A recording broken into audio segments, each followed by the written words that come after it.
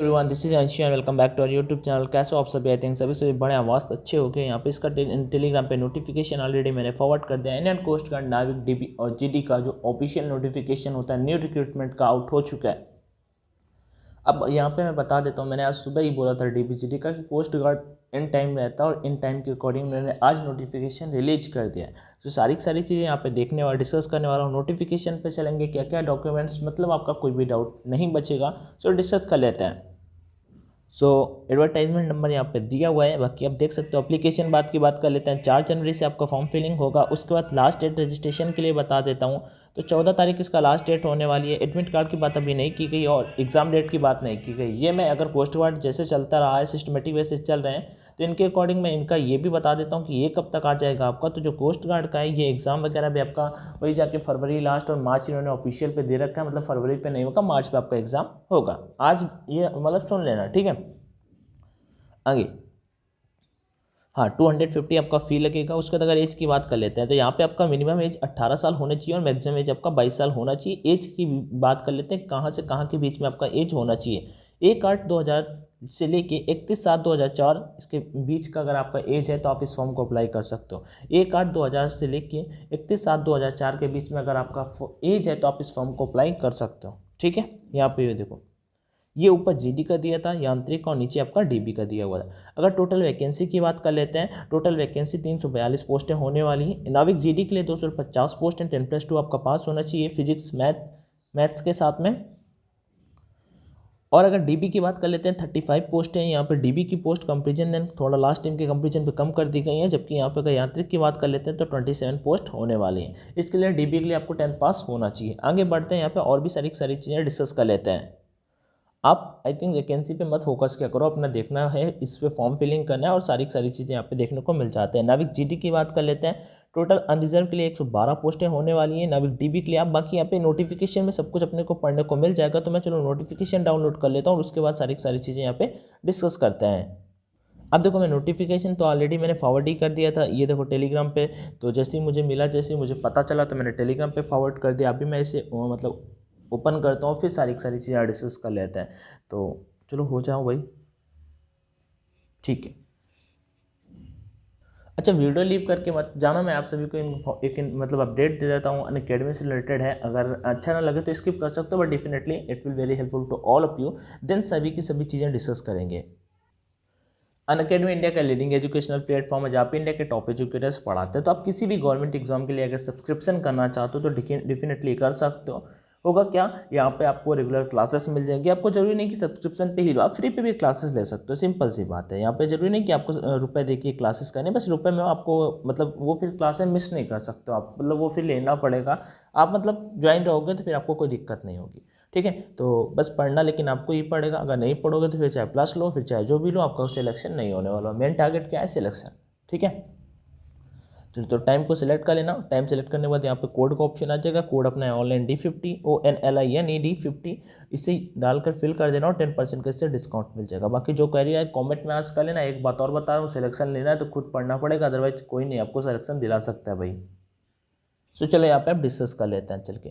Form filling मैंने already आपको बता दिया, 4 जनवरी से लेकर 14 जनवरी के बीच में फॉर्म फिलिंग होगा। एलिजिबिलिटी मैंने आपको बता दिया। एजुकेशन क्वालिफिकेशन के बारे में बात कर लेते हैं। नाविक जीडी, नाविक डीबी, यांत्रिक 10th, एक के लिए 12th पास, एक के लिए 10th पास, इसके लिए ग्रेजुएशन आपका होना चाहिए। नोट यहाँ पे बात कर लेते हैं। चलो ये उनके बारे में, यांत्रिक वालों के लिए बात है, तो आई थिंक आप में से तो कोई नहीं होगा फॉर्म फिल करने वाला। अगर नहीं मतलब कुछ चीज़ें समझ में ना आ रही हो आप, तो मुझे बता देना। एज मैंने ऑलरेडी शेयर कर दिया और यहाँ पे स्पेसिफाई दिया हुआ है कि अगर आप यांत्रिक के लिए अप्लाई करोगे इसके बीच में आपका एज होना चाहिए। डीबी के लिए अप्लाई करोगे तो इसके बीच में एज होना चाहिए।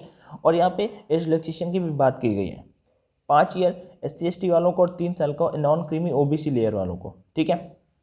नॉन क्रीमी लेयर जो होता है आपका OBC सर्टिफिकेट, मस्ट इंपॉर्टेंट है ये चीज़। मैंने मतलब मस्ट क्या, मोस्ट इंपॉर्टेंट है ये चीज़, क्योंकि ये कैंडिडेट अगर हो जाते हैं, मतलब अगर कहीं पे भी हो जाते हैं तो डॉक्यूमेंट में फिर गलती ना है, इस वजह से बोल रहा हूँ, ठीक है। स्पेसिफाई मैंने बता दिया कि किसके लिए कितनी पोस्टें होने वाली है। आगे बढ़ते हैं और सारी चीज़ें यहाँ पे सिलेक्शन प्रोसेस पे डिस्कस कर लेते हैं। तो देखो, the selection of recruits is based on an all India order of merit on their performance in stage 1st, 2nd, 3rd and 5th वगैरह वगैरह, ठीक है। जो फाइनल सिलेक्शन होगा आपका, यहाँ पे मैं आपको पूरा का पूरा नहीं पढ़ के बताने वाला हूँ, मैं आपको बताता चलूँगा, टेंशन न लेना। आपका मेरिट के बेसिस पे सिलेक्शन होगा। Photograph of the candidate application and the facial features in the candidate during examination, कोई दिक्कत नहीं है, वो बायोमेट्रिक वगैरह पेपर के बारे में लिख रखा है कि आपकी ये सारी चीज़ें चेक होंगी, कोई दिक्कत लेने वाली बात नहीं है। पेपर फर्स्ट यहाँ पे स्टेज फर्स्ट आपका एग्जाम होगा, सेक्शन फर्स्ट आपका पेपर होगा, पासिंग मार्क्स यहाँ पे दिए हुए, रिमार्क यहाँ पे ये दिए हुए। देखो आपका डीबी का पेपर दोगे तो केवल आपको 50 नंबर का यहाँ पे पेपर देना होगा, 30 + 27 ये पासिंग मार्क दिया हुआ है डीबी के पेपर का, ठीक है। 60 नंबर का डीबी का पेपर होता है, सब कुछ यहाँ पे बताने वाला हूँ। बस डीबी वालों को जो पास होने के लिए, अगर आप डीबी का फॉर्म फिल करते हो तो भाई साहब आपको पास होने के लिए 30 नंबर इन 3 कैटेगरी में लाने होंगे। आप अनरिजर्व हो, ईडब्ल्यूएस हो, ओबीसी हो तो 30 नंबर लाओगे तो पास हो जाओगे, और SC ST हो तो आप 27 नंबर से पास हो जाओगे, ठीक है। नाविक जीडी का अगर बात कर लेते तो आप जीडी वालों को सेक्शन फर्स्ट का भी पेपर देना पड़ता है, मतलब डोमेस्टिक ब्रांच का भी पेपर देना होता है और जीडी का पेपर भी देना होता है, ठीक है। ये देखो सेक्शन फर्स्ट एंड सेकेंड, समझ गए ना। तो 30 + 20 50 मार्क्स का पेपर यहाँ पे, मतलब 30 नंबर आपको लाने हैं किसके लिए, जीडी वालों को अगर मैं बता देता हूँ तो 30 नंबर आपको लाने सेक्शन फर्स्ट में, इस सेक्शन फर्स्ट में जो डीबी का पेपर होगा, और 20 नंबर आपको सेक्शन सेकेंड में जिसमें आपको फिजिक्स और मैथ टेक्निकल वाला देखने को मिल जाएगा। 30 20 50 नंबर आपको लाने होंगे, ठीक है। कोई दिक्कत आई थिंक नहीं होना चाहिए। आगे बढ़ जाते हैं। The details of various section of written examination are as follows. यहाँ पे कौन सा नंबर कितने नंबर का कौन सा पेपर आएगा वो चीज़ें यहाँ पे डिस्कस कर लेता हूँ। सेक्शन फर्स्ट जैसे आपका पेपर होगा जो डीबी का होगा, और सेक्शन सेकंड वालों को भी डीबी देना होगा, साथ में जीडी तो देना ही होगा। चलो 60 नंबर का मैक्सिमम मार्क्स आपके 60 होंगे, टोटल नंबर ऑफ क्वेश्चन 60 होंगे। मैथ्स आपका 20 नंबर का आएगा, ये भाई अर्थमेटिक मैथ आएगा। ये जो 20 क्वेश्चन मैथ्स के दे रखे हैं ना, अर्थमेटिक मैथ्स आएंगे। साइंस के 10 क्वेश्चन आएंगे, इंग्लिश के 15 क्वेश्चन आएंगे, रीजनिंग के 10 क्वेश्चन आएंगे और जीके के 5 क्वेश्चन आएंगे। वैसे एक बात यहाँ पे है, कोस्ट गार्ड इसी पैटर्न पे पेपर देता है, ठीक है। लेकिन इसका टॉप लेवल का आता है, स्पेशली जो आपका फिजिक्स सेक्शन होता है टेक्निकल वाला वो, ठीक है, जिसमें 30 नंबर पास होने के लिए 27 नंबर SC ST कैंडिडेट को चाहिए होता है। क्लास 10th के बेसिक सिलेबस पे यहाँ पे आपका ये पेपर देखने को मिल जाता है। सेक्शन सेकंड में आपको 50 नंबर का पेपर होगा, टाइम आपके पास 30 मिनट का होगा, इसमें आपको 50 क्वेश्चन करने होंगे। बस सबसे बड़ी चीज़ क्या होती है, टाइम को मैनेज करना। जो टाइम कर जाता है इसमें नेगेटिव मार्किंग होता नहीं, तो मोस्टली वो कर ही जाते हैं।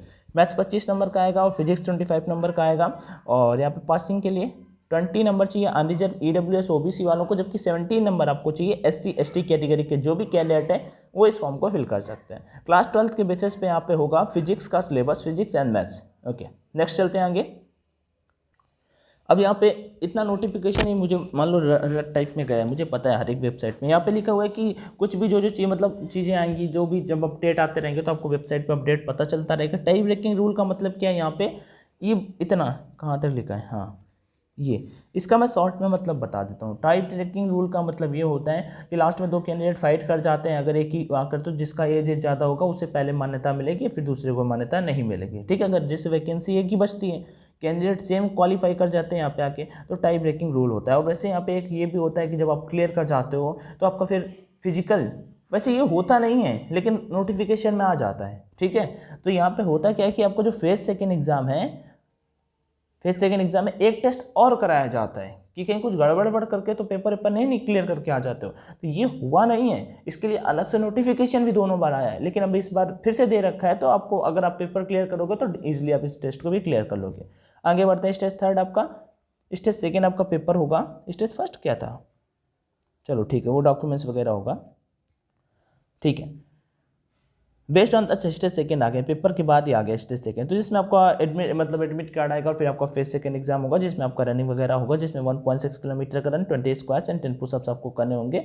नेक्स्ट आप ये चीज़ें दी हुई हैं। Document verification provisionally pass fail, ये मस्ट इंपॉर्टेंट है, ये मस्ट इंपॉर्टेंट है। यहाँ पे uploaded documents has to be at least to be 31 October 2020। जो भी डॉक्यूमेंट्स आपके अपलोड किए जा रहे हैं यहाँ पे लिखा हुआ है।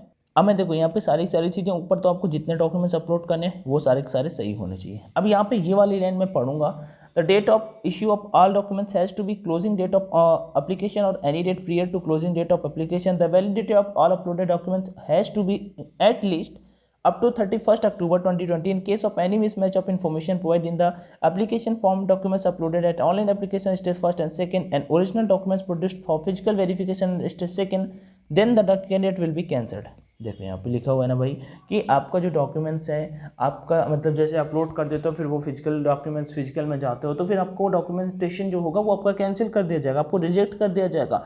आपका जो डॉक्यूमेंट्स होगा वो इससे पहले का होना चाहिए, ठीक है।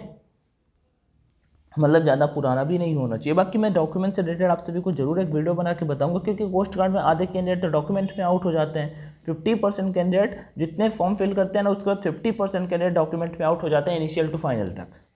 ओके, आगे बढ़ते हैं। यहाँ पे दे भी रखा है, यहाँ पे उनको डॉक्यूमेंट्स देखने को मिल जाएंगे। इनिशियल मेडिकल एग्जामिनेशन की बात कर लेते हैं, आपका जो वहीं पे कंडक्ट कराया जाता है। इसमें अगर आप फंसते हो, मेडिकल एग्जाम में कोई दिक्कत होता है, देन आपको री मेडिकल एग्जाम मिल जाता है, ठीक है। और उसके बाद स्टेज 3 आपका फाइनल मेरिट लिस्ट आएगा। डॉक्यूमेंट वेरिफिकेशन की भी बात यहाँ पे देखो दे रखा है, डॉक्यूमेंट्स वेरिफिकेशन के बारे में कि कब से कब तक का आपका डॉक्यूमेंट्स होना चाहिए, तो ये मैं आपको ऑलरेडी शेयर कर दूंगा।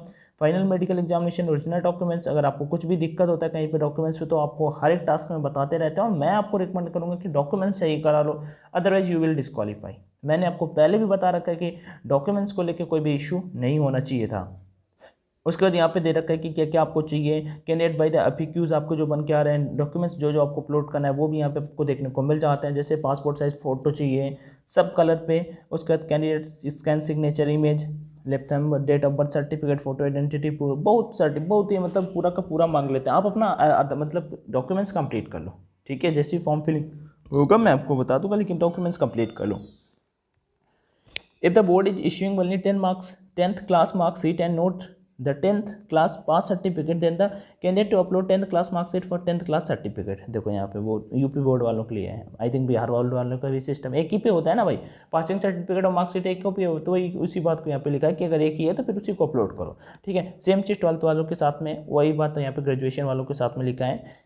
डॉक्यूमेंट्स जो जो अपलोड करने होते हैं वो यहाँ पे लिखा हुआ है, और लिस्ट ऑफ मैं ऐसा होगा तो डॉक्यूमेंट्स से रिलेटेड जरूर कुछ चीज़ें बताऊंगा, कि यहाँ पे स्पोर्ट्स सर्टिफिकेट डॉक्यूमेंट्स के बारे में सारी की सारी चीज़ें डिस्कस की गई हैं।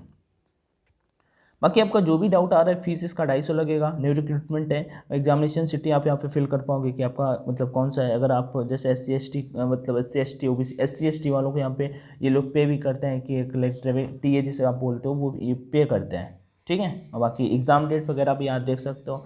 एग्ज़ाम जो दिया हुआ है मिड एंड मार्च पे दिया हुआ है, तो समझ लेना यही आपका 20 से 25 मार्च के बीच में आपका एग्ज़ाम होगा। एग्ज़ाम भी क्लियर ही मानो, ये अपने टाइम से चले तो एग्ज़ाम भी क्लियर मानो कि 20 से 25 मार्च तक आपका पेपर हो जाएगा, ठीक है। और 10 days for stage second exam भी दे रखा है, ठीक है। स्टेज 3 के लिए भी सब कुछ एवरीथिंग यहाँ पर क्लीन एंड क्लियर दे रखा है। रिजल्ट डेज आपका विद इन 30 डेज के भीतर आपका रिजल्ट आ जाएगा। डॉक्यूमेंट्स आपको क्या क्या चाहिए वो भी यहाँ पे बता रखा है। बाकी कोई भी अगर आपको डाउट आ रहा हो, समझ में कुछ भी चीज़ें ना आ रही हो, तो मुझे कमेंट सेक्शन में जरूर बता देना। बस मैं आपको डॉक्यूमेंट्स से रिलेटेड जरूर आगाह करना चाहूँगा कि डॉक्यूमेंट्स कंप्लीट कर लो, अदरवाइज आपको फिर दिक्कत हो सकती है। बाकी वीडियो देखने के लिए thank you so much. Video पसंद आया तो लाइक कर देना, नहीं आया हो तो कोई बात नहीं, ठीक है।